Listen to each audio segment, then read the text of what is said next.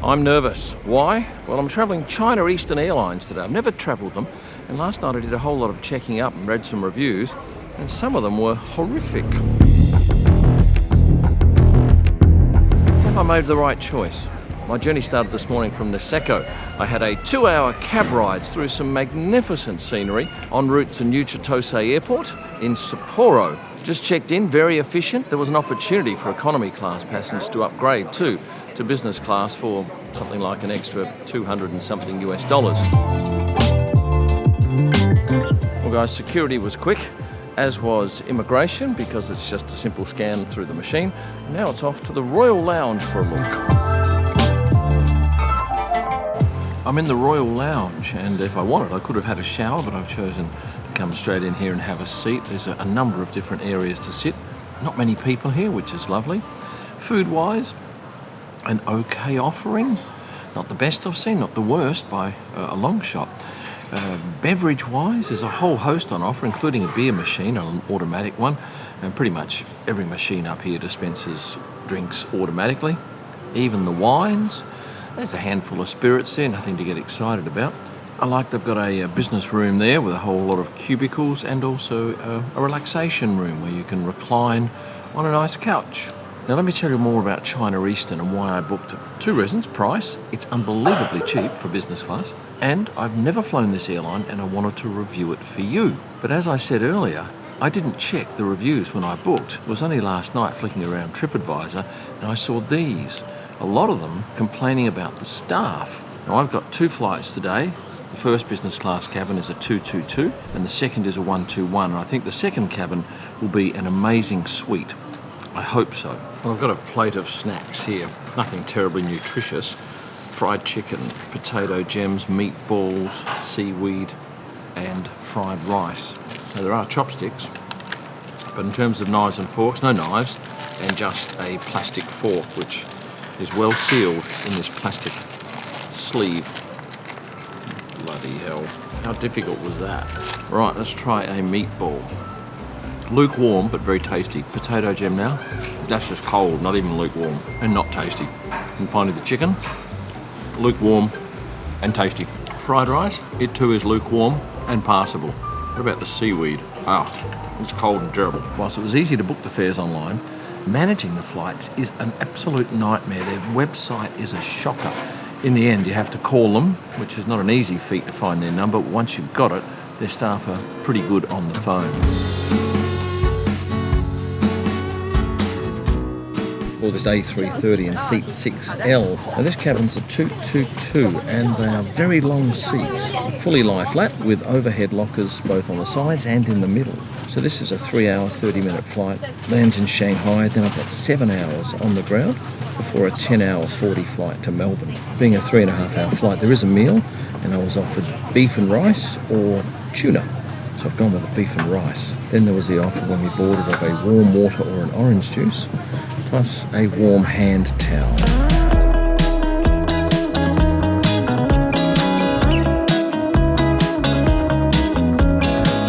A couple of things. The entertainment system doesn't have a great deal in English, and it's pretty ordinary, the selection, so if I were you, I'd be bringing my own content on my phone or my laptop or iPad. Lunch-wise, I had the beef with rice. It was okay, 6.5 out of 10.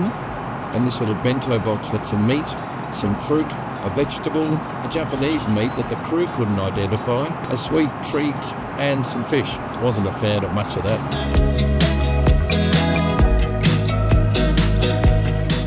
I landed into a very grey Shanghai after my first China Eastern flight, and it was good. Staff-wise, nothing to worry about there. They were excellent. 4 females, happy, professional, well presented. In fact, they could well have been models, probably 25 to 35 years of age, and I'm wondering whether, is that just pure fluke or is that a hiring policy? I guess I'll know after my next flight. Now it's, I imagine, a long walk to a lounge somewhere and 7 hours of nothing.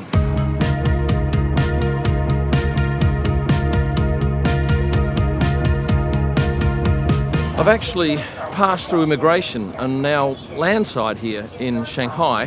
Why? Well, there are 4 seats in the first row of this cabin.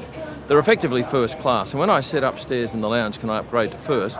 They said, no, there's no first class. I said, yeah, those first 4 seats in row 1 are first. And they said, oh, okay, yeah, you can upgrade. And it's only $275 US for a 10-hour flight, which is excellent. But they said you have to pay cash and you can only do it on the plane. And if someone beats you to it, you're buggered. So they said the best way to do it is to actually clear immigration, go out, go up to the check-in desk and buy the upgrade there. So that's what I'm doing. I've ended up here changing some cash because they don't accept your credit card on your iPhone. So I'll pay a little bit more, but at least I'll get the upgrade.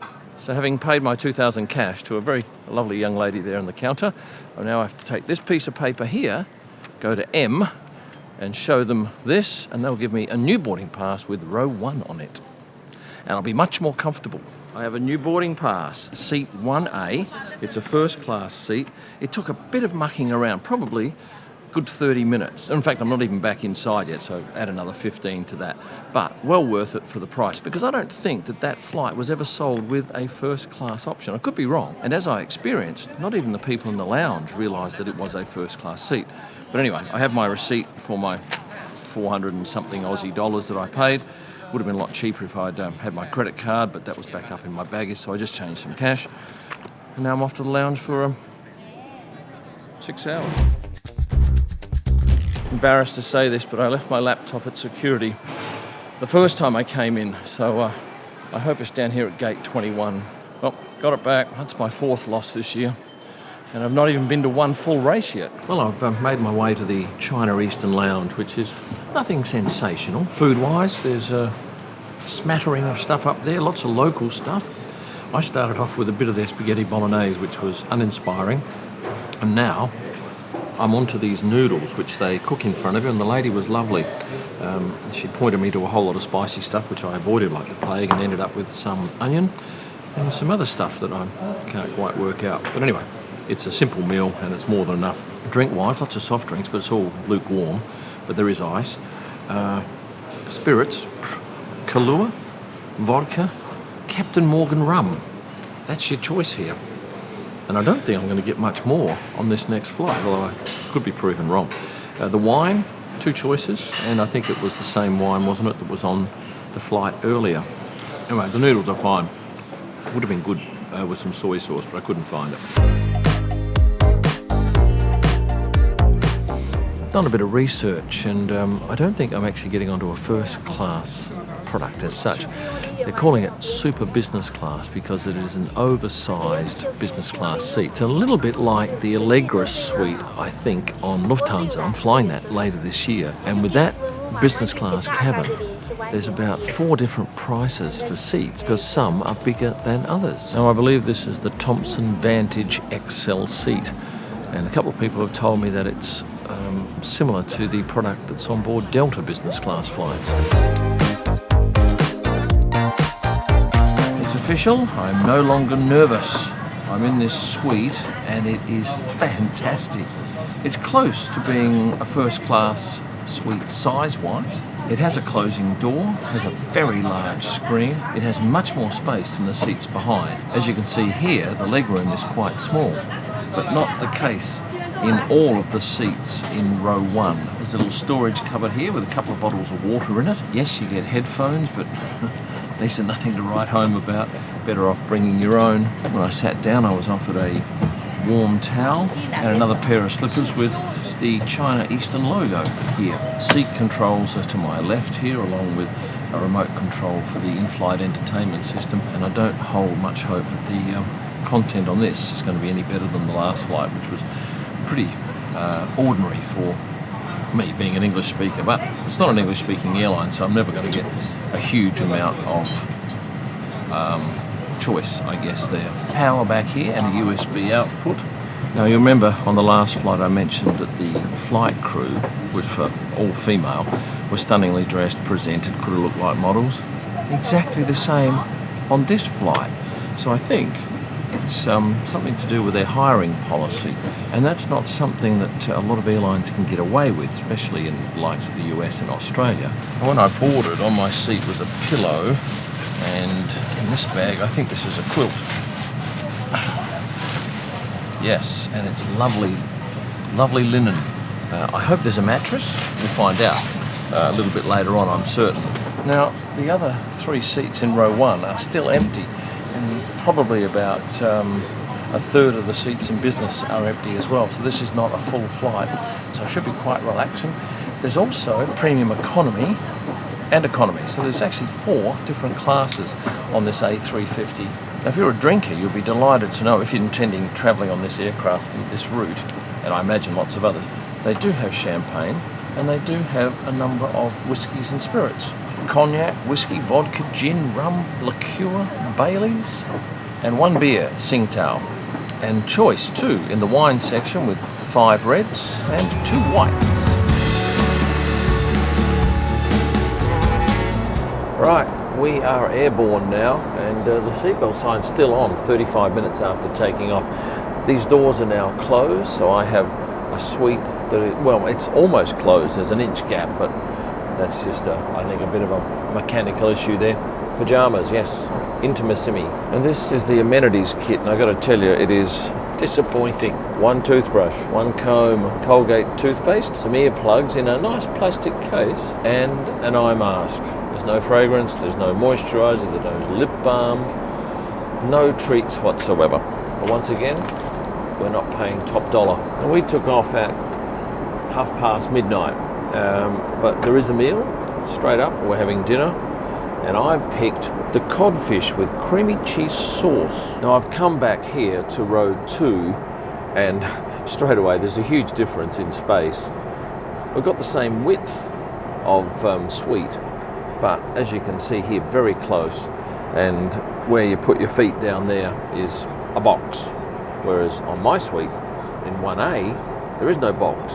That, along with the size of the screen here, are the 2 main differences. And for some reason we go from row 1 to row 6 without 2 to 5. Well, this is a magnificently lit toilet with one of these tilty mirrors, and there are 3 toilets here in business class. Well, that's dinner done. Let me tell you what I had. Beef with soya sauce, 2 out of 10. Shocking. There was no soya sauce. It was as dry as, it was just very dry. Next up was the cod, and I loved it. Great vegetables, 7.4 out of 10. And then cheese, fruit, and a cake. All of them edible. None of them standouts. But the champagne was good and served nice and cold. We're now 2 hours into this roughly 10-hour flight, so I think I might say goodnight to you and talk to you once I've awoken, okay? Cheers. I've had, I think, about 4 hours sleep. Not unhappy about that. Very comfortable seat-turned bed. And if you take an extra quilt, it makes an okay mattress. I'll talk to you about the staff for a second. They're pretty switched on. And I'll give you an example. I went down to the back toilet to get changed, and one of the cabin crew saw me walk down. She walked quicker than me down the other aisle, gestured to her colleague to go and check that the toilet was clean. Now, I don't know that I've seen that on any other airline before, and referring to some of those negative comments about the staff, maybe back in economy it is different. That's all right, that's all right. But certainly up here, nothing but praise. Oh, and the other thing is, no men working in the business class cabin on either flights. And I said to the crew here, where are the men? They said, back in economy.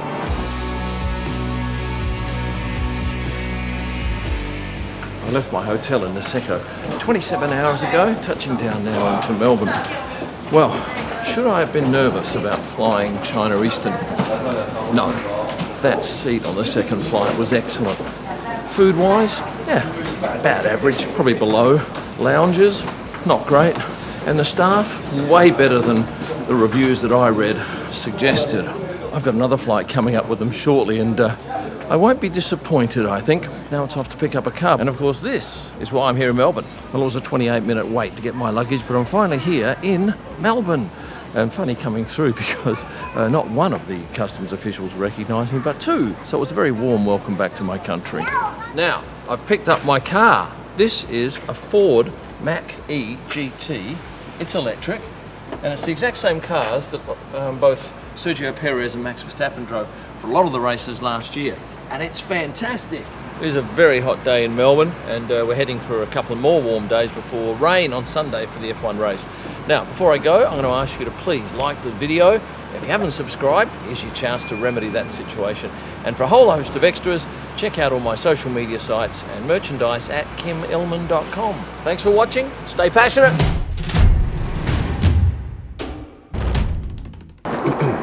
All good.